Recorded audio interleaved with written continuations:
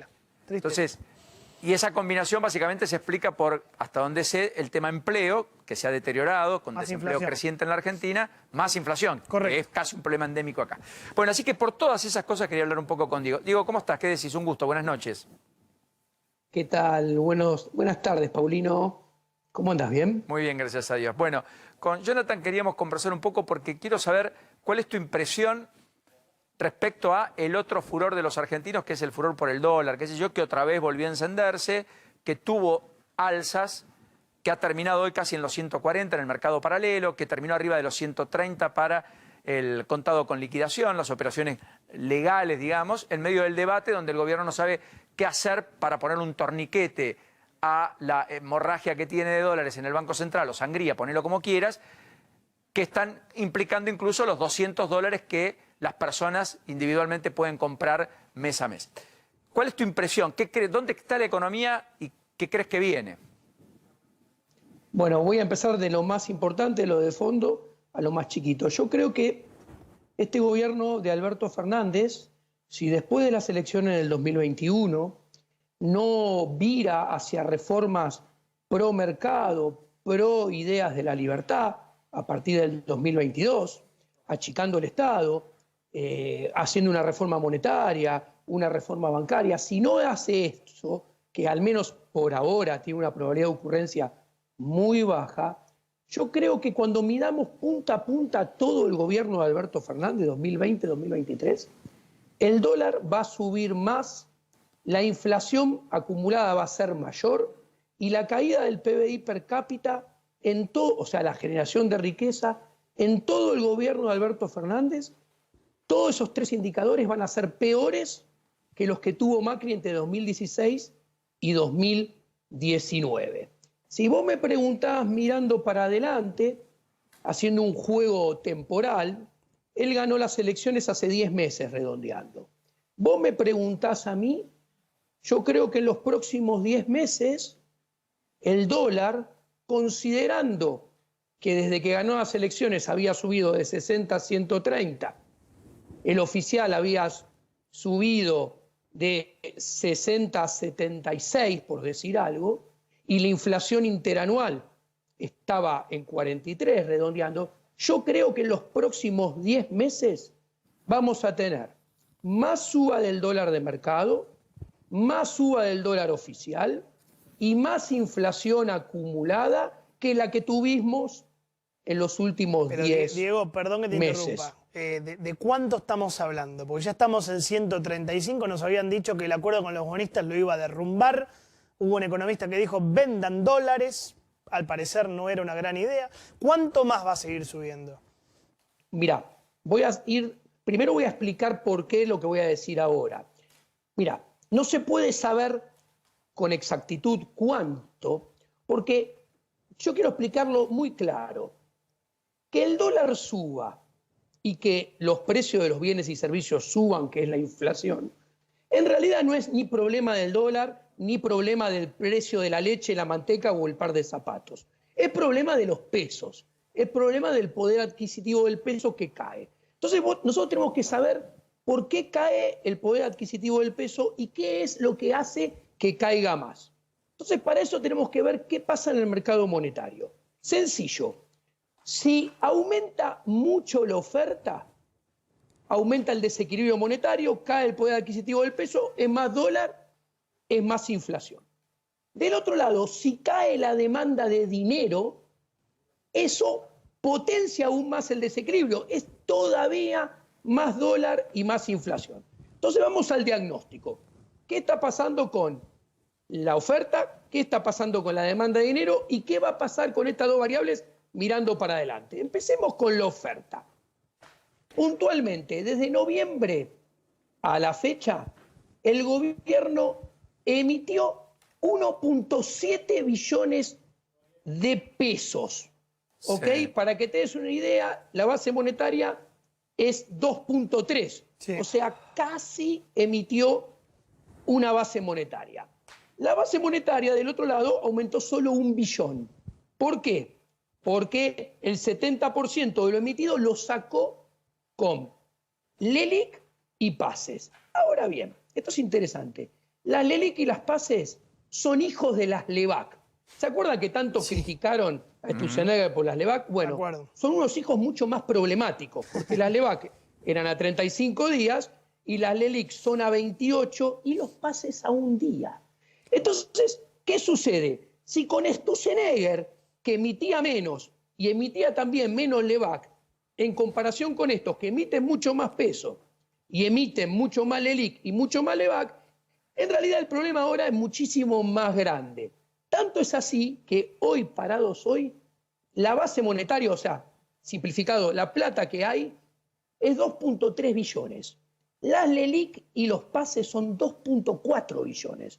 O sea, hay un riesgo monetario muy grande. ¿Que el riesgo monetario cuál es? Que esas LELIQ y esos PASES salgan a la calle. Si salieran, inflación, se duplica la cantidad de dinero y la inflación vuela. Ahora bien, ¿qué tiene que suceder? ¿Y por qué no impactó todavía? Primero, porque la cuarentena metió debajo de la alfombra, durmió, anestesió el problema de la inflación. Pero toda anestesia no es para siempre.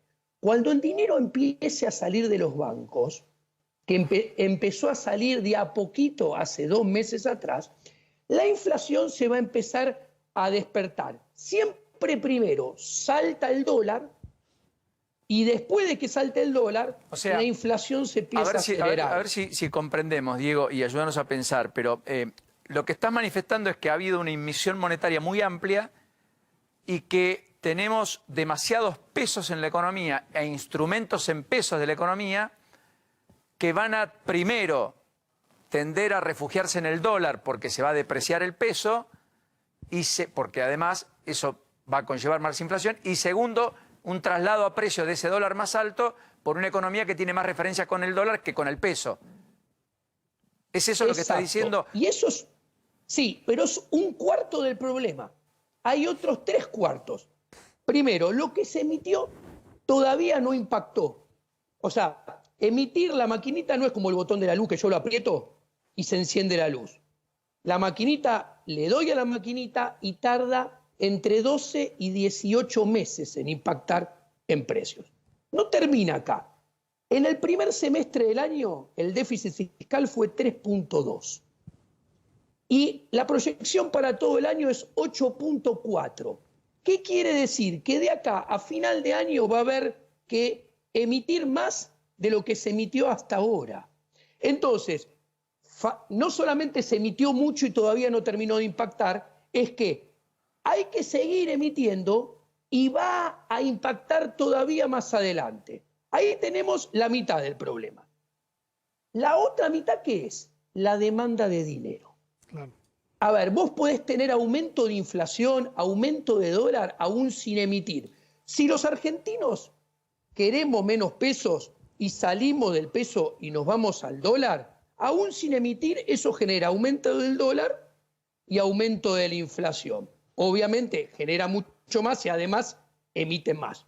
Hay caída de la demanda de dinero. ¿Cómo se ve esto? Muy sencillo. En los primeros 6 meses del año Argentina tuvo superávit comercial de 8.000 millones de dólares y dejó de pagar la deuda. Y sin embargo no acumuló reservas. Es más, perdió 1.500 millones de dólares de reserva y el dólar paralelo subió de 78 a 130 y el dólar oficial de 60 a 76. Lo cual te muestra que la gente se va de los pesos y se va hacia el dólar. Ahora bien, ahí ya tenemos 3/4 del problema. ¿Esto va a cambiar a futuro o va a empeorar? La respuesta lamentablemente es va a empeorar. ¿Por qué? ¿De qué depende la demanda de dinero? De 2 cosas. Tenemos la demanda de dinero por motivo transacción y la demanda de dinero por motivo ahorro, para explicarlo sencillo. La demanda por motivo transacción depende de la cantidad de producción y de la cantidad de transacciones económicas. A menos producción, menos transacciones económicas, menos demanda de dinero. Ok. De acá a final de año, el PBI per cápita va a ser mucho más bajo que el del 2019. Va a haber menos producción, menos transacciones económicas, pero vamos a tener mucho más peso. Entonces va a ser caída de la demanda de dinero por motivo de transacción, primero más dólar, después más inflación. Demanda de dinero por motivo ahorro. Si ustedes dos, yo y los televidentes, pensamos que la inflación se va a acelerar como se va a acelerar, mirando al futuro nos vamos a ir más de los pesos. Sí. ¿Y hacia dónde nos vamos a ir? Al dólar. Nos vamos a refugiar en el dólar. Cuando nos refugiemos en el dólar es exceso de demanda en el mercado cambiario. Eso es más dólar. El exceso de demanda en el mercado cambiario se traduce en exceso de oferta en todos los otros mercados de la economía. Exceso de oferta en el mercado laboral es más desempleo, peores salarios. En el mercado de dinero es más inflación.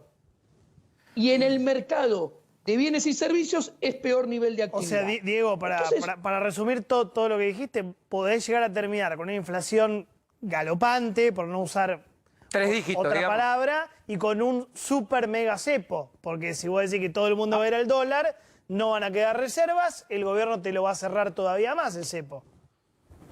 Jonathan, la respuesta es contundente. Yo creo que la inflación mensual va a empezar a subir 2, 3, 3,5, 4, 5. La interanual va a empezar a subir de 43 a 55, 65, 75. A ver, la inflación interanual va a iniciar un camino hacia los 3 dígitos. Hacia los 3 dígitos. Y esto es muy importante. Tenemos un gobierno que parecería estar haciendo, yo sé que no lo hace a propósito, ¿no? Pero parece que está haciendo esfuerzos para conducirnos, llevarnos hacia una hiperinflación. Ahora bien, acá voy a decir una cosa importante. Las hiperinflaciones no se construyen de un día para otro, sino que son resultado de hacer las cosas muy mal durante mucho tiempo y en forma cada vez más intensa y prolongada. Y los argentinos lo estamos haciendo hace años. Prueba de esto es que desde que el Banco Central se volvió a tener vida en el 2002, la inflación acumulada es 5.300%. Entonces, ¿qué quiero decir con esto? A ver, no se puede decir que estamos cerca o lejos de la inflación, de la hiperinflación. ¿Por qué? Porque nadie puede saber cuándo va a estallar. ¿Por qué? Porque depende de la demanda de dinero, básicamente. Depende de cómo nosotros nos fuguemos del peso. Ahora bien, y para resumir, yo quiero decir algo. La hiperinflación moderna, la que se viene, no es como la de Alfonsín o la de Menem, que fueron redondeando 3.200% de inflación y 2.200. Es una inflación de 3 dígitos. En el mundo moderno, 120% de inflación es hiper. ¿Por qué? Porque mis colegas utilizan una definición de hiperinflación que es la de Kagan de 1955. Y el mundo cambió la política monetaria, cambió el Banco Central, cambió todo. Argentina, y resumo, Argentina, lo último, dale, digo. En los 80, antes de la hiperinflación, tenía 22 veces la inflación que tenían nuestros vecinos. El año pasado tuvo 20 veces la inflación de nuestros vecinos. O sea, no estamos muy diferentes que en 1988. Ahora, si la inflación estalla a 120, vamos a pasar a tener 48 veces la inflación de nuestros vecinos que rondan el 2%. Desastre. En el 89 tuvimos entre 45 y 50 veces la inflación. ¿Qué digo esto? Para que se den cuenta que una hiperinflación moderna es 3 dígitos. Diego, te mando un enorme abrazo. Muy Quería alentador. sí, no, me deja un... Vos te vas, yo me quedo, es un problema eso. Diego, un abrazo. Diego. Gracias. Un abrazo grande, señores, y un placer por la invitación. Gracias. Faltaba más. Bueno, bien para arriba, ¿eh? Wow.